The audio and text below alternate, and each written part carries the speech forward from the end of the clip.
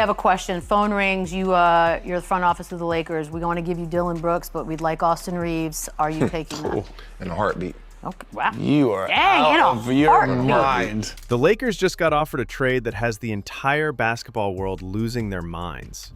Austin Reaves for Dillon Brooks, straight up. One team analyst said he'd make the deal in a heartbeat without even thinking twice. His reasoning? Brooks has no holes in his game and is a culture changer. Meanwhile, LeBron just claimed he has no weaknesses either. I don't know. I don't have any holes in my game, so it helps to be able to do whatever the team needs at that particular moment. What do you mean by that? Apparently, everyone's perfect now. Let's break down this absolutely insane trade proposal. Would you trade Austin Reaves for Dillon Brooks right now, or is that the dumbest idea you've ever heard? Drop your answer below.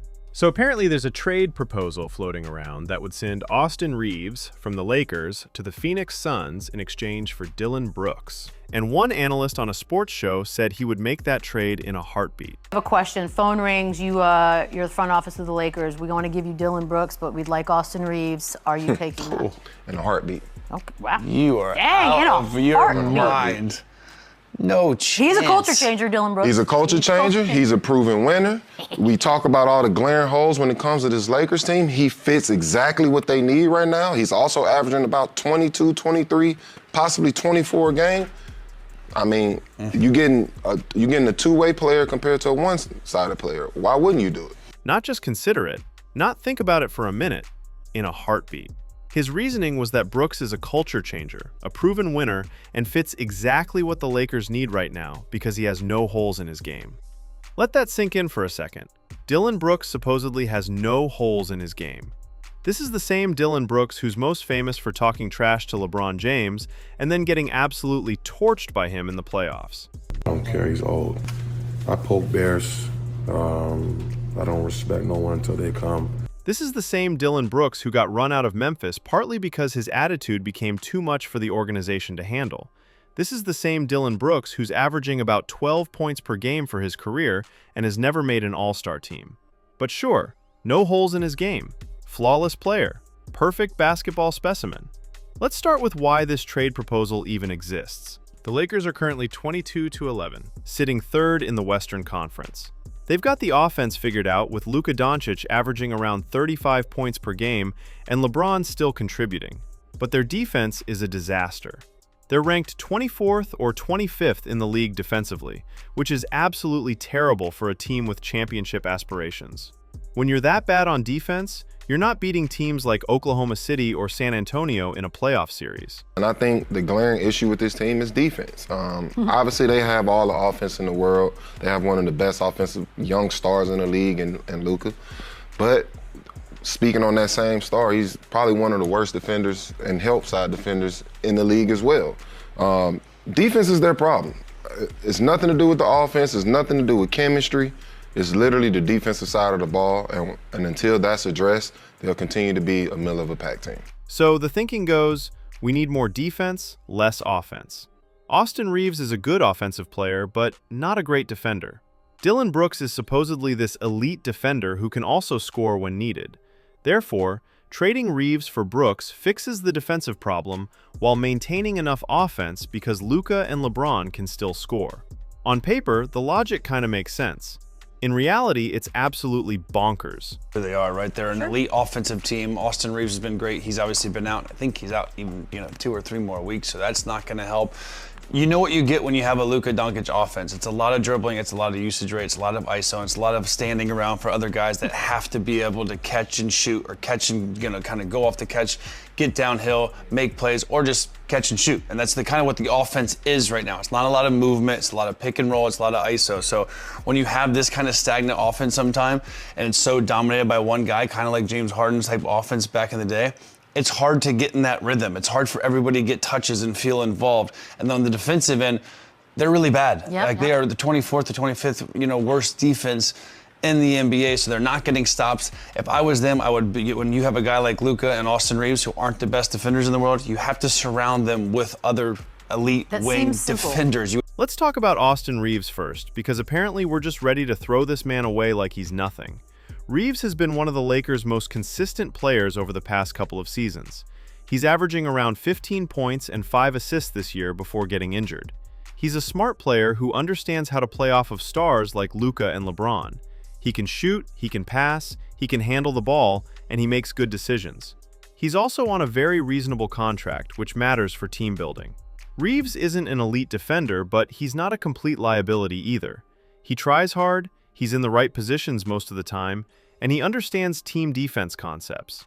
He's basically a solid role player who does everything well without being spectacular at anything. Those players are valuable. Those players help you win games. And the Lakers have him locked up long-term on a deal that looks better every year. For Bain, and now another steal. turnover. Brooks by Green puts it up and in. Oh, and they're talking. They're discussing the podcast.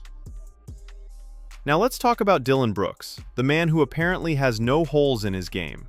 Brooks is a good defender, let's give him that.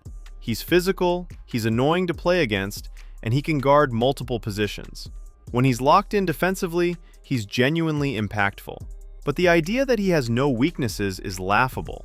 His offense is wildly inconsistent. Some nights he'll score 20 plus, other nights he'll go 3 for 15 and kill your spacing. His shot selection is often terrible, which has been a complaint about him his entire career. Brooks is also averaging around 12 to 14 points per game for his career, which is fine but not impressive. The analyst claimed Brooks was averaging 22 to 23 points per game, which is just factually wrong unless we're talking about some brief hot stretch. Even if Brooks is having a good scoring year, his career track record shows he's not a consistent offensive weapon you can rely on. The other major issue with Brooks is his personality and attitude. Yes, he brings energy and toughness, but he also brings drama. He talks too much, he gets into it with opponents and sometimes his own teammates. He got moved from Memphis partly because the organization decided his attitude wasn't worth the production. Memphis chose to let him walk rather than bring him back. That should tell you something. The analyst argued that Brooks is a culture changer and proven winner. What has he proven exactly? He was on some good Memphis teams that made the playoffs, but so are a lot of players. He's never won a championship. He's never been the best player on a good team. He's a role player with an edge, which is valuable, but let's not pretend he's some transformative figure who changes franchises. Now, would Brooks help the Lakers defensively? Absolutely. He would instantly become one of their better perimeter defenders. He would bring an edge and toughness that they sometimes lack. He would bother opposing stars and make life difficult for them. All of that is true. But you're giving up Austin Reaves to get it, and that's where the trade falls apart. Reaves is younger, more versatile offensively, easier to play with, and on a better contract. Brooks is older, more limited offensively, comes with attitude baggage, and isn't significantly better defensively than what you could get from other options. The Lakers could pursue guys like Herb Jones or other 3-and-D wings who would provide similar defensive impact without the drama and without giving up a valuable piece like Reaves. The other panelist on the show made a great point. LeBron James would never play with Dillon Brooks. These two have legitimate history.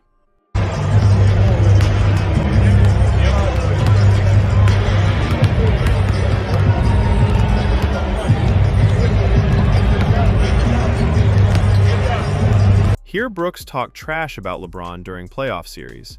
He called LeBron old. He tried to get in LeBron's head. And LeBron responded by absolutely cooking him and talking about it publicly afterward. The idea that LeBron would suddenly be cool with the Lakers trading for Brooks is fantasy. Sure, players have played together after having beef before. Ron Artest and Kobe Bryant had issues before Artest joined the Lakers. But that's different. Artest was an elite defender and valuable player. Brooks is a good defender and inconsistent role player. The value proposition isn't the same. LeBron isn't going to co-sign trading one of his favorite teammates for a guy he publicly feuded with unless that guy is significantly better. Brooks isn't. The analyst kept saying culture changer, like Brooks is some kind of locker room leader who transforms teams. Where's the evidence?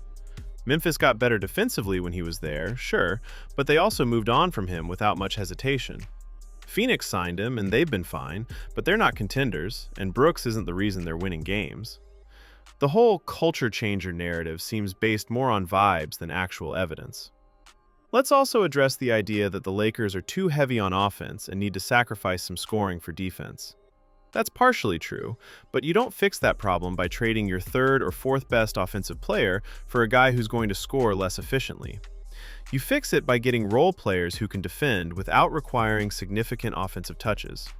Marcus Smart is already on the roster. Jared Vanderbilt is already on the roster. Those guys should be getting more minutes and more responsibility before you start making blockbuster trades. The Lakers' defensive problems aren't just about personnel. They're about effort and scheme.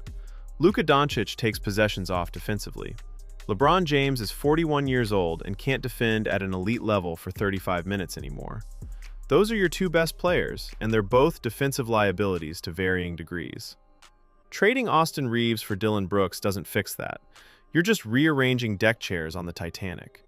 If the Lakers really wanted to address defense through a trade, they should be targeting a rim protector or an elite wing defender who's significantly better than what they have. Brooks is a marginal upgrade over guys like Vanderbilt defensively, and he's a downgrade from Reaves offensively. That's not a trade that moves the needle for a championship contender.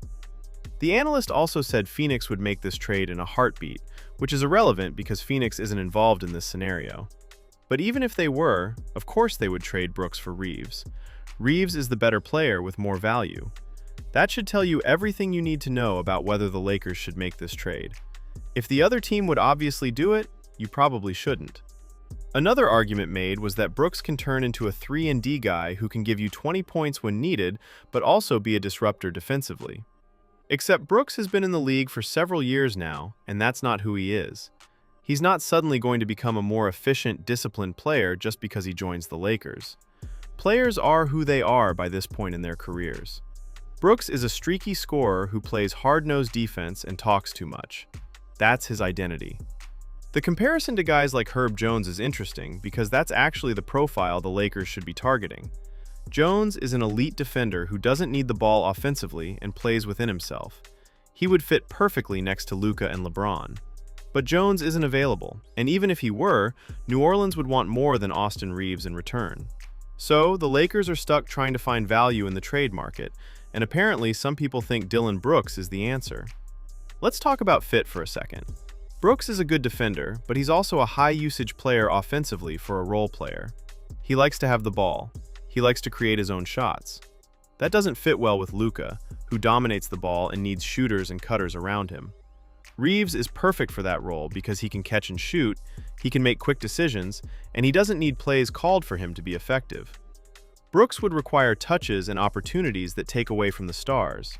The whole "no holes in his game" claim is especially ridiculous when you actually break down Brooks's game. He's not a great three-point shooter. He's around 33 to 34% for his career. He's not a great playmaker. He averages around 2 assists per game. He's not a great finisher at the rim. He's not particularly efficient overall. His defense is legitimately good, but that's basically the only area where he's above average. That's not no holes. That's one strength and multiple weaknesses. Compare that to Austin Reaves, who shoots better from three, creates better for teammates, makes smarter decisions, and provides more offensive versatility. Reaves has holes too. His defense is just okay. His athleticism is average. He's not a primary shot creator. But his holes are less glaring than Brooks's, and his strengths are more valuable in the modern NBA. The Lakers are in a tough spot because their defensive issues are real and need to be addressed. But making a panic trade that swaps a good young player for an older, more problematic player with a narrower skill set isn't the answer. The answer is getting more out of the defenders already on the roster, adjusting the scheme to protect Luka and LeBron, and maybe making a smaller move for a defensive specialist who doesn't require giving up significant value. If the trade deadline comes and the Lakers still haven't figured out their defense, maybe they revisit this conversation. But even then, Dillon Brooks shouldn't be the target.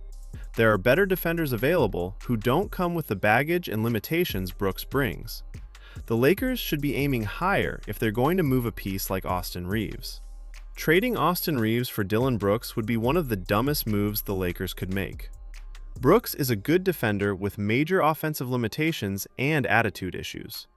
Reaves is a versatile, smart player who fits perfectly with the Lakers' stars.